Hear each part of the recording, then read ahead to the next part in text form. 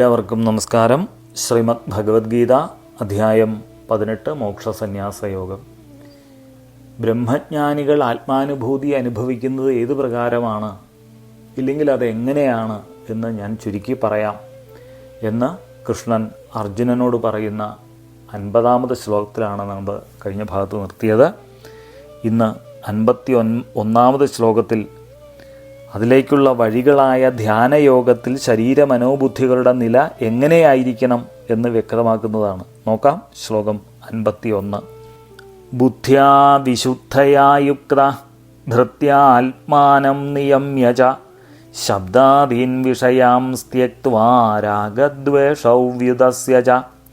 വിശുദ്ധയാ ബുദ്ധ്യാ യുക്ത, വാസനാമാലിന്യങ്ങളെല്ലാം അകന്ന് വിശുദ്ധമായ ബുദ്ധിയോടെ, ധൃത്യ ആത്മാനം നിയമ്യ, സ്ഥൈര്യം കൊണ്ട് ഇന്ദ്രിയങ്ങളെയെല്ലാം സ്വാധീനത്തിലാക്കി, ശബ്ദാദീൻ വിഷയാൻ ത്യക്ത്വ, ശബ്ദാദി വിഷയങ്ങളെയെല്ലാം ഉപേക്ഷിച്ച് ത്യജിച്ച്, രാഗദ്വേഷൗവ്യുതസ്യ, രാഗദ്വേഷങ്ങളെ ഉപേക്ഷിക്കണം, കളയണം എന്ന്. വാസനാമാലിന്യങ്ങളെല്ലാം അകന്ന് ശുദ്ധമായ ബുദ്ധിയോട് കൂടിയിട്ട് ഇന്ദ്രിയങ്ങളെ സ്വാധീനത്തിലാക്കി ശബ്ദാദി വിഷയങ്ങളെയും രാഗദ്വേഷങ്ങളെയും ഉപേക്ഷിക്കണം എന്ന്. ഒന്നുകൂടെ പറയാം. ആദ്യം ആ മനസ്സിൻ്റെ ബഹിർമുഖത ഉപേക്ഷിക്കുമ്പോൾ തന്നെ ബുദ്ധി ശുദ്ധമാകും. അങ്ങനെ ശുദ്ധമായ ബുദ്ധിയുടെ നിയന്ത്രണത്തിൽ മനസ്സിനെയും ഇന്ദ്രിയങ്ങളെയും നിയന്ത്രിച്ച്, ഒപ്പം ഇന്ദ്രിയങ്ങളെ വിഷയങ്ങളിലേക്ക് പോകാതെ നോക്കുകയും വേണം. മനസ്സിൽ നിന്ന് രാഗദ്വേഷങ്ങളെ അകറ്റിക്കഴിഞ്ഞാൽ ധ്യാനത്തിൽ മനസ്സുറയ്ക്കും എന്ന് സാരം. 51ാമത് ശ്ലോകം ഒന്നുകൂടെ നോക്കാം. ബുദ്ധ്യാ വിശുദ്ധയാ യുക്ത ധൃത്യാത്മാനം നിയമ്യ ച ശബ്ദാദീൻ വിഷയാൻ ത്യക്ത്വാ രാഗദ്വേഷൗ വ്യുതസ്യ ച. ശ്ലോകം 52. വിവിക്തസേവീ ലഘ്വാശി യദവാക്കായ മാനസ ധ്യാനയോഗപരോ നിത്യം വൈരാഗ്യം സമുപാശ്രിത. വിവിക്തസേവി, നിർജ്ജനദേശം, അതായത് ജനവാസം കുറഞ്ഞ സ്ഥലം, ഇല്ലെങ്കിൽ ശബ്ദകോലാഹലങ്ങളെല്ലാം ഒഴിവായ സ്ഥലം, അങ്ങനെയുള്ള സ്ഥലത്ത് മിതമായ ആഹാരത്തോടു കൂടിയിട്ട് മനസ്സ്, ശരീരം, വാക്ക് ഇതിനെയെല്ലാം ഒതുക്കി നിയന്ത്രിച്ച് വൈരാഗ്യത്തെ മുറുക്കി പിടിച്ച്, അതായത് വിരക്തി വന്ന ഒരവസ്ഥ എന്ന അർത്ഥം. ഓരോരോ വിഷയങ്ങളുടെ പുറകെ പോകുന്നത് വാസ്തവത്തിൽ സുഖമില്ല എന്ന് തിരിച്ചറിവിൽ നിന്നും അതിനോടുള്ള ആ പ്രതിപത്തി കുറയും. അതിനാണ് വൈരാഗ്യം എന്ന് പറയുന്നത്. അങ്ങനെ ഒരവസ്ഥയിൽ നിരന്തരം ബ്രഹ്മാനുസന്ധാനം ചെയ്യണം എന്ന്. ഒന്നുകൂടെ ചുരുക്കി പറയാം. മിതമായ ആഹാരത്തോടു കൂടിയിട്ട് മനസ്സ്, വാക്ക്, ശരീരം ഇതിനെയെല്ലാം ഒതുക്കി നിയന്ത്രിച്ച് ആ വിരക്തീഭാവത്തിൽ, സ്വാഭാവികമായിട്ടും സംഭവിക്കേണ്ടതാണിതെല്ലാം, ആ ഏകാന്തമായിട്ട് ഒരു ദിക്കിലിരുന്ന് നിരന്തരം ആത്മാനുസന്ധാനം ചെയ്യണം എന്ന്. നമുക്കിതൊന്നും ഇപ്പോൾ പറഞ്ഞാൽ മനസ്സിലാവുന്ന കാര്യങ്ങളല്ല. ഭഗവത്ഗീത കൺക്ലൂഡ് ചെയ്യുന്ന ഭാഗമാണ് ആ മോക്ഷം, സന്യാസം എന്ന അവസ്ഥയിലേക്കൊക്കെ. 52ാമത്തെ ശ്ലോകം ഒന്നുകൂടെ നോക്കാം. വിവിക്തസേവീ ലഘ്വാശി യദവാക്കായ മാനസ ധ്യാനയോഗപരോ നിത്യം വൈരാഗ്യം സമുപാശ്രിത. ശ്ലോകം 53. അഹങ്കാരം ബലം ദർപ്പം കാമം ക്രോധം പരിഗ്രഹം വിമുച്യ നിർമ്മമ ശാന്ത ബ്രഹ്മഭൂയായ കൽപ്പതേ. അഹങ്കാരം ബലം ദർപ്പം കാമം ക്രോധം പരിഗ്രഹം, ഇതിനെല്ലാം വിമുച്യ, പുറന്തള്ളി ഉപേക്ഷിച്ച്, നിർമ്മമ ശാന്ത, നിർമ്മമനും ശാന്തനുമായ സാധകൻ, ബ്രഹ്മഭൂയായ കൽപ്പതേ, ബ്രഹ്മസാക്ഷാത്കാരത്തിന് അർഹനാണ്. ഈ ശ്ലോകത്തിൽ തള്ളേണ്ട ചിലതിനെയാണ് ഇവിടെ പറഞ്ഞിരിക്കുന്നത്. അഹങ്കാരം ഒന്നിനെ പുറന്തള്ളിയാൽ തന്നെ ബാക്കിയെല്ലാം ഓട്ടോമാറ്റിക്കായിട്ട് ഒഴിവായിക്കോളും. ബലം, ദർപ്പം, അഹങ്കാരത്തിൻ്റെ തന്നെ വേറെ 2 ഭാവങ്ങളാണത്. ഞാൻ ചെയ്യുന്നു എന്ന ഭാവമാണ് എന്ത്? അഹങ്കാരം. അതിൻ്റെ പ്രകടനമാണ് ബലം. ഞാൻ യോഗ്യനാണ് എന്ന് മറ്റുള്ളവരെ ബോധിപ്പിക്കുന്നതാണ് എന്ത്? ദർപ്പം. ഈ ബലത്തിൽ നിന്നും ദർപ്പത്തിൽ നിന്നുമാണ് എന്തുണ്ടാവുന്നത്? കാമക്രോധങ്ങൾ ഉണ്ടാവുന്നത്. ഇതിനെല്ലാം അടിപ്പെട്ട് കഴിഞ്ഞാൽ തനിക്ക് മാത്രമല്ല സമൂഹത്തിന് തന്നെ ശാപമായി തീരും. ഇനി ആവശ്യമുണ്ടെങ്കിലും ഇല്ലെങ്കിലും ഒരു മടിയുമില്ലാതെ മറ്റുള്ളവരിൽ നിന്നും സ്വീകരിക്കുന്ന ആ പ്രവണതയ്ക്കാണ് എന്ത് പറയുന്നത്? പരിഗ്രഹം എന്ന് പറയുന്നത്. ഇതിനെല്ലാം ഒഴിവാക്കി കഴിഞ്ഞു കഴിഞ്ഞാൽ പരമപദം പ്രാപിച്ചു എന്നല്ല, ഇത്രയും ആയിക്കഴിഞ്ഞാൽ ബ്രഹ്മാനുഭൂതിക്ക് ഇല്ലെങ്കിൽ ആത്മാനുസന്ധാനത്തിന് യോഗ്യനായി എന്ന് സാരം. 53-ാമത്തെ ശ്ലോകം ഒന്നുകൂടെ നോക്കാം. അഹങ്കാരം ബലം ദർപ്പം കാമം ക്രോധം പരിഗ്രഹം വിമുച്യ നിർമ്മമ ശാന്ത ബ്രഹ്മഭൂയായ കൽപ്പതേ. ശ്ലോകം 54. ബ്രഹ്മഭൂത പ്രസന്നാത്മാ ന ശോചതി ന കാംക്ഷതി സമ സർവേഷു ഭൂതേഷു മദ്ഭക്തിം ലഭതേ പരാം.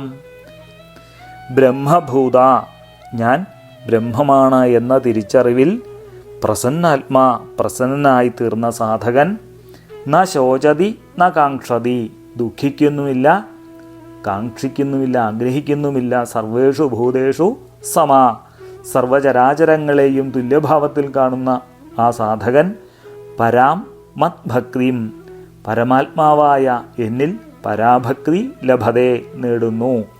ഞാൻ ബ്രഹ്മമാണ്, ഇല്ലെങ്കിൽ ആ ബ്രഹ്മത്തിൻ്റെ അംശം തന്നെയാണ് എന്ന ബോധ്യത്തിൽ, അഹം ബ്രഹ്മാസ്മി എന്നൊക്കെ കേട്ടല്ലേ, ആ അവസ്ഥയിലേക്കൊക്കെ എത്തിക്കഴിയുമ്പോൾ പ്രസന്നനായി തീരും സാധകൻ. ദുഃഖം ഉണ്ടാവില്ല, ആഗ്രഹം ഉണ്ടാവില്ല, സർവചരാചരങ്ങളെയും തുല്യഭാവത്തിലൊക്കെ കാണാൻ സാധിക്കും. അങ്ങനെ വരുമ്പോൾ പരമാത്മാവായ എന്നിൽ ആ പരാഭക്തി നേടും എന്ന്. ശ്ലോകം 54 ഒന്നുകൂടെ നോക്കാം. ബ്രഹ്മഭൂത പ്രസന്നാത്മാ ന ശോചതി ന കാംക്ഷതി സമ സർവേഷു ഭൂതേഷു മദ്ഭക്തിം ലഭതേ പരാം. ശ്ലോകം 55. ഭക്ത്യാ മാം അഭിജാനാതി യാവാൻ യശ്ചാസ്മി തത്വത തതോ മാം തത്വതോ ജ്ഞാത്വാ വിശദേ തദനന്തരം. ഭക്ത്യാ, ആ പരാഭക്തി കൊണ്ട്, മാം യാവാൻ യഃ ച അസ്മി തത്വത അഭിജാനാതി, എൻ്റെ മഹിമ എത്രയാണ് എന്നും എൻ്റെ സ്വരൂപം എന്താണെന്നുമൊക്കെ അയാൾ ശരിയായി അറിയുന്നു. തത മാം തത്വത ജ്ഞാത്വാ തദനന്തരം മാം വിശദേ, അങ്ങനെ എൻ്റെ യഥാർത്ഥ സ്വരൂപം നേരിട്ടറിഞ്ഞ് എന്നോട് ചേർന്ന് ഒന്നായിത്തീരുന്നു എന്ന്. ആ പരാഭക്തി കൊണ്ട്, ആ പരമഭക്തി കൊണ്ട് എൻ്റെ മഹിമ എന്താണ് എന്നും എൻ്റെ സ്വരൂപം എന്താണ് എന്നും മറ്റും ശരിയായി അറിയുന്നു. അങ്ങനെ എൻ്റെ യഥാർത്ഥ സ്വരൂപം നേരിട്ടറിഞ്ഞ് എന്നോട് ചേർന്ന് ഒന്നായിത്തീരുന്നു എന്ന്. തതോ മാം തത്വതോ ജ്ഞാത്വാ, ആത്മജ്ഞാനത്തിൻ്റെ ഉദയത്തിൽ അജ്ഞാനത്തിൻ്റെ മറ നീങ്ങി ആത്മദർശനം സാധ്യമാകുന്നു.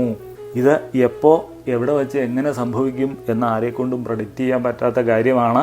ഒരു ജീവിതം മുഴുവൻ ആത്മീയ തപസ്സിൽ ഒന്നും ഏർപ്പെട്ടില്ലെങ്കിൽ പോലും ഒരു സുപ്രഭാതത്തിൽ പലർക്കും ഇത് സംഭവിക്കുന്നുണ്ട്. ജീവാത്മാവ് പരമാത്മാവിൽ പ്രവേശിക്കുന്നു, ലയിക്കുന്നു എന്ന് സാരം. 55-ാമത്തെ ശ്ലോകം ഒന്നുകൂടെ നോക്കാം. ഭക്ത്യാ മാം അഭിജാനാതി യാവാൻ യശ്ചാസ്മി തത്വത തതോ മാം തത്വതോ ജ്ഞാത്വാ വിശദേ തദനന്തരം. ശ്ലോകം 56. സർവകർമാണ്യപി സദാ കുർവാണോ മദ്വ്യപാശ്രയ മത്പ്രസാദാദവാപ്നോതി ശാശ്വതം പദമവ്യയം. സർവകർമാണി അപി, എല്ലാ കർമ്മങ്ങളും, മദ്വ്യപാശ്രയ, എന്നെ ആശ്രയിച്ചുകൊണ്ട്, സദാ കുർവാണ, എപ്പോഴും ചെയ്യുന്നവൻ, മത്പ്രസാദാത്, എൻ്റെ അനുഗ്രഹത്താൽ, ശാശ്വതം അവ്യയം, ശാശ്വതവും അവ്യയവുമായ പദം അവാപ്നോതി, ആ പരമപദം പ്രാപിക്കുന്നു എന്ന്. എല്ലാ കർമ്മങ്ങളും എന്നെ ആശ്രയിച്ചുകൊണ്ട് എപ്പോഴും ചെയ്യുന്നവൻ എൻ്റെ അനുഗ്രഹത്താൽ ശാശ്വതവും അവ്യയവുമായ പരമപദത്തെ പ്രാപിക്കുന്നു എന്ന്. കഴിഞ്ഞ 3 ശ്ലോകങ്ങളിൽ, അതായത് 54, 55, 56 ശ്ലോകങ്ങളിൽ ഭക്തി ജ്ഞാന കർമ്മയോഗങ്ങളെയാണ് സൂചിപ്പിച്ചത്. 3ൻ്റെയും ലക്ഷ്യം ഒന്ന് തന്നെയാണ്. കർമ്മയോഗം ശരീരത്തെയും ഭക്തിയോഗം മനസ്സിനെയും ജ്ഞാനയോഗം ബുദ്ധിയിൽ കൂടെയും സാധകനെ ഈശ്വര സാക്ഷാത്കാരത്തിന് സജ്ജമാക്കുകയാണ്. 56-ാമത്തെ ശ്ലോകം ഒന്നുകൂടെ നോക്കാം. സർവകർമാണ്യപി സദാ കുർവാണോ മദ്വ്യപാശ്രയ മത്പ്രസാദാദവാപ്നോതി ശാശ്വതം പദമവ്യയം. ശ്ലോകം 57. ചേതസാ സർവകർമാണി മയി സന്യസ്യ മത്പര ബുദ്ധിയോഗമുപാശ്രിത്യ മच्चिത്ത സതതം ഭവ. ചേതസാ സർവകർമാണി, മനസ്സുകൊണ്ട് എല്ലാ കർമ്മങ്ങളെയും, മയി സന്യസ്യ, എന്നിൽ അർപ്പിച്ച്, മത്പര, എന്നെ ആ പരമമായ ലക്ഷ്യസ്ഥാനമായി കരുതി ബുദ്ധിയോഗം ഉപാശ്രിത്യ, ബുദ്ധിയോഗത്തെ അവലംബിച്ച് അല്ലെങ്കിൽ ആശ്രയിച്ച് സതതം മच्चिത്ത ഭവ, എപ്പോഴും എന്നിൽ തന്നെ മനസ്സുറപ്പിക്കൂ. മനസ്സുകൊണ്ട് സർവകർമ്മങ്ങളും എന്നിൽ സമർപ്പിച്ച് എന്നെ തന്നെ പരമമായ ലക്ഷ്യസ്ഥാനമായി കരുതി ബുദ്ധിയോഗത്തെ ആശ്രയിച്ച് സദാ എന്നിൽ തന്നെ മനസ്സുറപ്പിക്കൂ.